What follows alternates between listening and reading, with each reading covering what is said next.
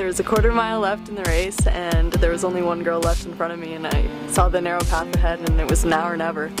And I thought to myself, what if?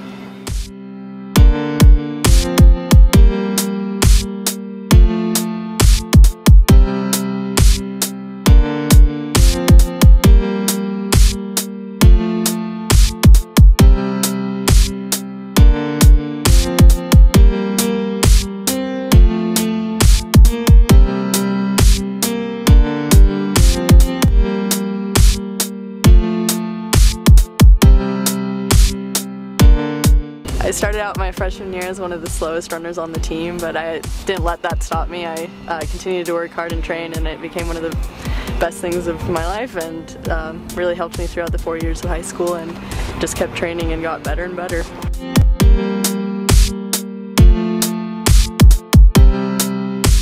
Training could be pretty difficult. Sometimes I'd be going through injuries and have to go through the whole recovery process after that, and every once in a while it's kind of hard to just stick with it, and so you have to be really dedicated to be able to push through everything.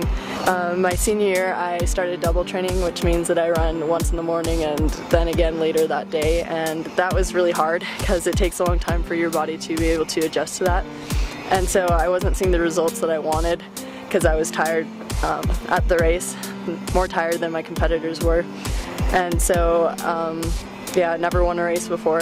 From a parent perspective, at times I kind of question, you know, why is she running so much more than everybody else? Because she gets a race day and then maybe doesn't perform at her peak because she hasn't had time to recuperate and recover. I've worn out 10 pairs of running shoes, and I've ran about 6,500 miles, which is a quarter away around the world.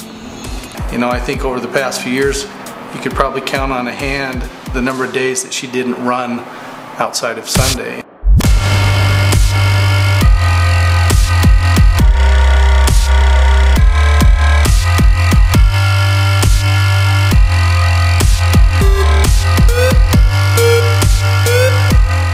So district race came at the end of the season, and that was the biggest race of my senior year. I lined up at the starting line ranked 5th.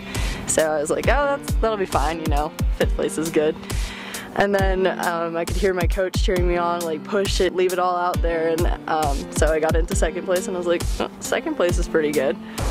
She looked really fresh, which was good. That the girl from Jerome looked pretty tired, and at that time I thought, wow, she's got a pretty good chance to pull this race off.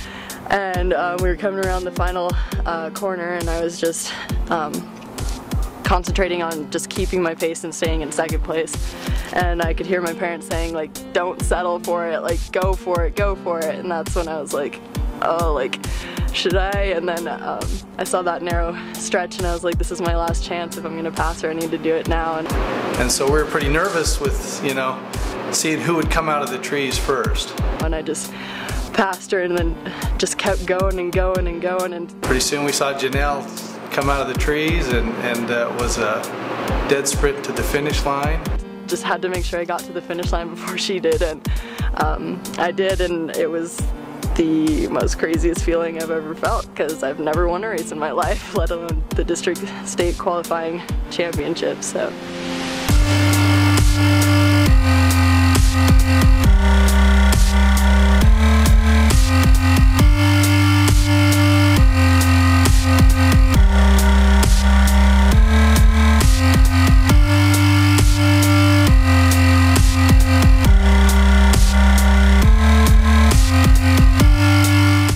Finishing my high school career as district champion was a perfect way to end my senior season.